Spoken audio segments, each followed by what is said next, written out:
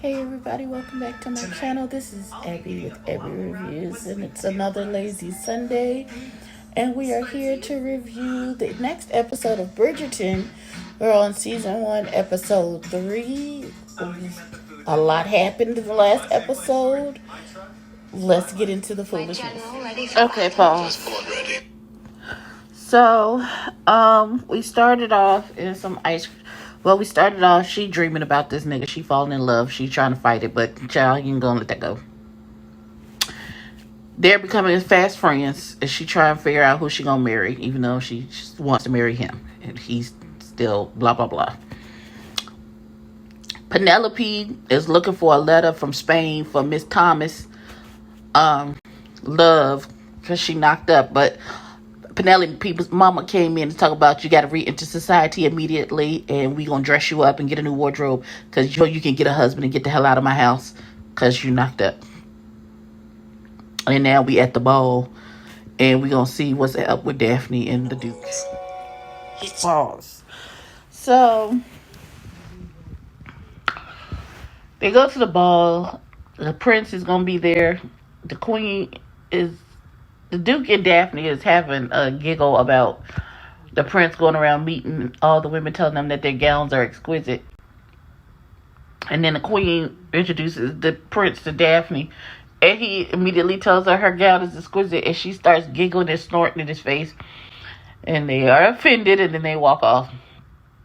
And she blames the Duke. He's like, I didn't know you was going to laugh in such a manner. Jesus Christ, girl. And of course, they're bonding and giggling and kooky caca and all that good stuff. Shout out to Jada Nerd. Then they're at the club. The men are at the club gambling. Lord Featherton is losing to Lord Bridgerton. And he talked about maybe you cheated. And he was like, no, maybe you're just bad again. Then they, let me rewind a little bit. So, Lord Bridgerton's ex-girlfriend, the opera singer, visit her friend who is the dressmaker, and they have a conversation. They talk about her finding a new man to sponsor her because clearly she is down on her luck. And so we then go to, after the gambling situation, they bring the hoes in to the club to see who's going to sleep with who. And Lord Bridgerton sees his ex-girlfriend, and the ex-girlfriend doesn't see him, so he gets up and walks away, and she goes to engage with the Duke to try to get him to sponsor her as her new sugar daddy. He's not happy about it. Then Daphne and her brother, well, Daphne can't sleep because she's, of course, in heat behind the Duke, and so she gets up, and she was like, her brother stops her. He's like, what are you doing up? And she was like, I can't sleep. I was going to go get some warm milk. He said, oh, should I get a servant? And she was like, no, don't wake them. We can do this. And they go, and they both stare at the stove. They don't know how the stove works. They don't know how to light the stove. They don't know nothing. They was like, okay, well, cold milk it is. And then they have a conversation about the Duke. And Lord Bridgerton tells her that he's always been alone. His father was a jackass and ain't shit. His mama died at birth. So that's how he like it. He said some people are just not meant to be together, no matter how other people wish it was so. He, at that moment, was talking about him and the opera singer. But we'll see how that goes. Okay.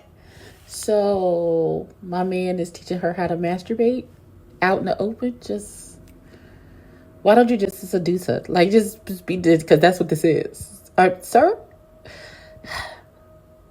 Okay. Look at her face. She's stunned. So, Eloise got caught smoking cigarettes again. Like, she don't even give a fuck at this point. It's her brother again. And she's like, you have so much white male privilege in this situation. You can go and do anything. Me as a woman, I can't do anything. She's beholden to a man in every situation that she comes across. She's telling him, go out, be great. She's like, even Lady Whistledown has to write under a pseudonym because she is a woman. And then he's like, are you Lady Whistledown? She was like, no. But if I was, do you think I would tell you? No. It's very stifling. society and how it was run back then.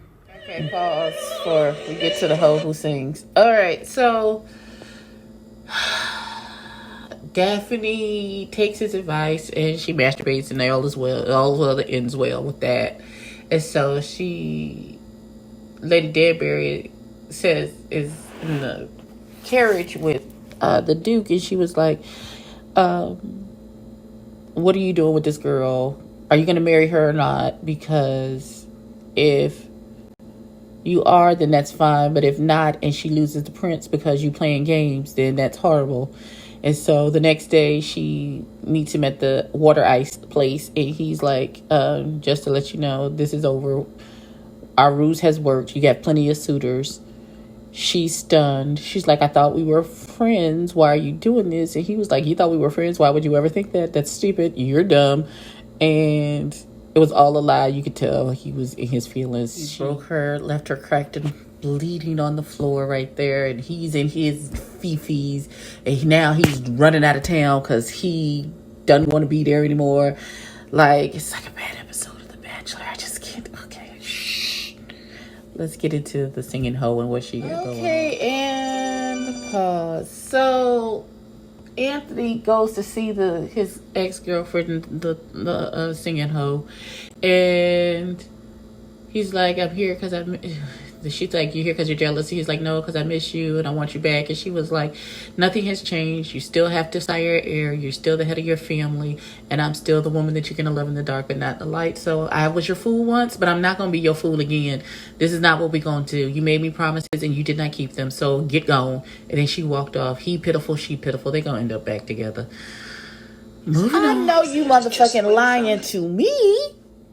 So Penelope is waiting for the mail. The mail gets there. There's a letter from Spain. It has a big stamp on it that says Spain. And so she goes and she gives it to Marina, and it says that her love, George, don't want nothing to do with her, or there's the fact that she's knocked up, and be gone, broad, is pretty much what the letter said. Turns out the letter not even from George. It's from Penelope's mama. Her and the maid done forged this man's signature to get her to do their bid. And they done broke this poor baby. They done broke her. She gonna get hers for us all. You gonna get yours. Okay, alrighty. Okay, so, after we found out the mama is full of trickery, everybody girds their loins for this ball.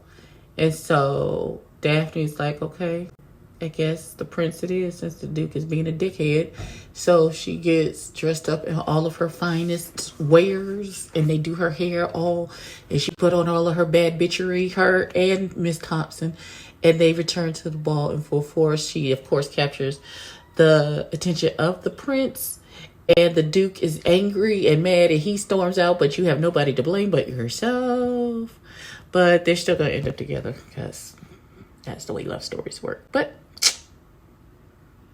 so I am truly enjoying Bridgerton. I have read all of Julia Quinn's books. I love her as an author, so I kind of know where pretty much all of this is going and who ends up where with what. But this reimagining, bringing it to life, I'm here for it in every single facet and detail. If you have not, please go to Netflix and watch Bridgerton and come on down and we can talk about it in the comments. What do you like? What do you don't like? Do you want to punch Lady Featherton in the face? Because I do. But like, comment, and subscribe. Tell a friend to tell a kin, and I'll catch you in the next one.